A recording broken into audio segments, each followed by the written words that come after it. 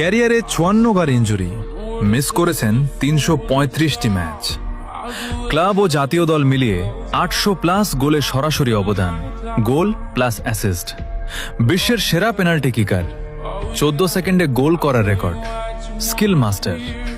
21 বছর বয়সে 140টি গোল মালিক, ইতিহাসের সেরা ক্যামব্যাক, ব্রাজিলের ইতিহাসে সর্বোচ্চ গোলদাতা। ফাউল ছাড়া কেউ আটকাতে পারে না।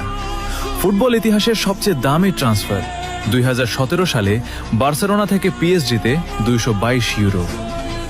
ইউএফএ চ্যাম্পিয়ন্স লিগে সর্বাধিক অ্যাসিস্ট দাতাদের একজন, the football of magician Neymar junior.